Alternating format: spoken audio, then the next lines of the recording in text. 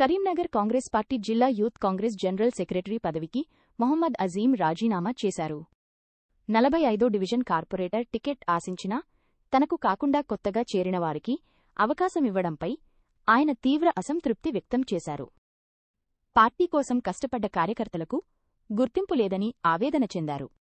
Incharge వెలచాల Rajender Rao ఏకపక్ష నిర్ణయాల వల్లే రాజీనామా చేస్తున్నట్లు అజీం ప్రకటించారు. ఇదే క్రమంలో టౌన్ ప్రెసిడెంట్ అంజన్ కుమార్ అధికారం రాగానే కార్యకర్తలను పట్టించుకోవడం లేదని విమర్శించారు. మాట ఎవరు ఇంటలేరు, నువ్వే నా మాట అందరు వింటున్నాను. పాత వాళ్ళని చేర్పించుకొని నీకు కరీంనగర్లో నేను ఒక మాట చెప్తున్నా, 10 నుంచి 15 సీట్ల వరకు కాంగ్రెస్ టికెట్లే వస్తాయి. ఎక్కడ కూడా కాంగ్రెస్ కి వచ్చే అవకాశాలు లేవు. ఆ కాంగ్రెస్ పార్టీకి కార్యకర్తలకు టికెట్లు ఇవ్వకుండా, గెలిచే టికెట్లు ఇవ్వకుండా ఈ రోజు నువ్వు గెలవని టికెట్లు తీసుకుంటా నేను గెలిపించుకుంటా అంటున్నావు. ఏ విధంగా గెలిపించుకుంటావా నువ్వు? మేము కూడా చూస్తాం కదా ఏ విధంగా గెలిపించుకుంటావో.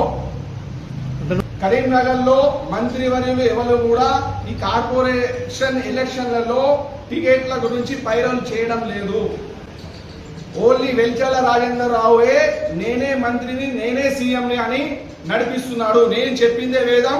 అవసరం ఉంటే నేను 300 కోట్ల రూపాయలు తీసుకొచ్చిన పార్టీలో ఎవరైనా ఓడిపోతే నేను ఇండిపెండెంట్ గానీ వేరే పార్టీలని ₹1 కోటి ఇచ్చి 2 కోట్ల రూపాయలు ఇచ్చి నేను కొనుక్కుంటున్నా అని చెప్తున్నాడు.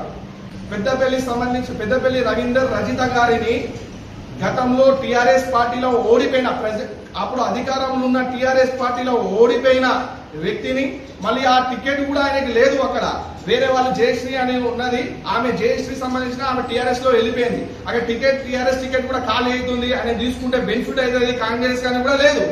కానీ ఆయన తీసుకొచ్చి బలంగా ఉన్న కాంగ్రెస్ కార్యకర్తలను బలంగా ఉన్నప్పటికీ కూడా ఆయన ఏదో ఒక పైసలు తీసుకొని ఖర్చులకు పనికొస్తాయి అని పైసలు తీసుకొని ఈ రోజు జాయిన్ చేయించుకున్నాడు తప్ప ప్రజలలో కూడా ఎక్కడ కూడా ఆయనకి అభిమానం కానీ ప్రజలలో ఎక్కడ కూడా సింపతి కూడా లేదు.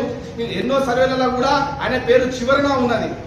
రాజీనామా అనేది జిల్లా రాష్ట్ర అధ్యక్షుడు చెక్కిడి శివశరణ్ రెడ్డి గారికి పంపిస్తారు.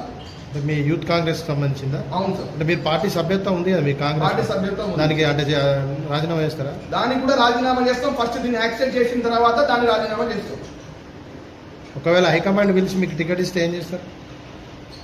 మళ్ళీ పోటీ చేయడానికి సిద్ధంగా ఉన్నాము. మేము కార్యకర్తలుగా ఉన్నాము కాబట్టి హైకమాండ్ ఒకవేళ మాతో పిలిపించినట్టయితే సర్వేలలో మా పేరు వస్తేనే ఇవ్వండి. మీరు చెప్పినారు కదా సర్వేలలో పేరు వస్తే మేము టికెట్లు ఇస్తామని. మీరు సర్వేలలో పేరు వచ్చినప్పుడు ఎందుకు ఇస్తున్నారు మరి అనుకుంటున్నారు కదా అన్నట్టే కదా ఇక్కడ టికెట్లు లేవు. మీరు ఒకవేళ మీరు జాయిన్ చేయించుకున్నప్పుడు మరి జాయిన్ చేయించుకుంటున్నా ఇంటికి వచ్చి నువ్వు మాట్లాడింది నువ్వు కాదా? ఇలా నువ్వు కార్యకర్తలను చిన్న చూపి చూసి ఏదైతే వారం 10 రోజులు కాలేదు వాళ్ళకి టికెట్ ఏ విధంగా ఇస్తావా నువ్వు? వాళ్ళకి సభ్యత్వం ఉన్నదా? మాకేమో సభ్యత్వం ఉన్నది. నీకు ఛాలెంజ్ చేస్తున్నా, వాళ్ళు వెల్చల రాజేంద్రరావు నువ్వు నిజంగానే ఇన్ఛార్జ్ అనుకుంటే, నీకు నిజంగానే నీకు దమ్ము ఉంటే, నీకు నిజంగానే నువ్వు మొగరు అనుకుంటే నువ్వు ప్రతిసారి నువ్వు అంటావు కదా వెల్చల రాజేంద్రరావు నాకు సీఎం నాకు రిలేషన్షిప్ ఉన్నది, నాకు సీఎం తోనే రిలేషన్షిప్ ఉన్నది, నాకు సీఎంఏ చెప్తుండు, సీఎంఏ చేయమని చెప్తున్నావు కదా. నీకు నిజంగానే దమ్ము ధైర్యం ఉంటే వెల్చల రాజేంద్రరావు నీకు ఇప్పుడు నేను డిమాండ్ చేస్తున్నా, గంట సేపట్లో నీకు దమ్ము ఉంటే నిజంగానే నువ్వు వెల్చల రాజేంద్రరావు అయితే ఈ గంట సేపట్లో నేను రిజిస్ట్రేషన్ లెటర్ నేను ఫార్వర్డ్ చేస్తా. మాకు దమ్ము ఉంటే దీన్ని యాక్సెప్ట్ చేయమని చెప్పు. అర్థమైందా? వెల్చల రాజేంద్రరావు నిజంగానే నువ్వు మొగను అయితే, నిజంగానే నువ్వు కరీంనగర్లో నువ్వు కాంగ్రెస్ పార్టీని నువ్వు మేయర్ పీఠాను నువ్వు దక్కించుకోవాలనుకుంటే, నిజంగానే నువ్వు నిజాయితీ పరువును అయితే ప్రతి కార్యకర్తకు నువ్వు టికెట్ ఇచ్చుకోనివి. ఇలా నేను ఇంకో విషయం చెప్తున్నా.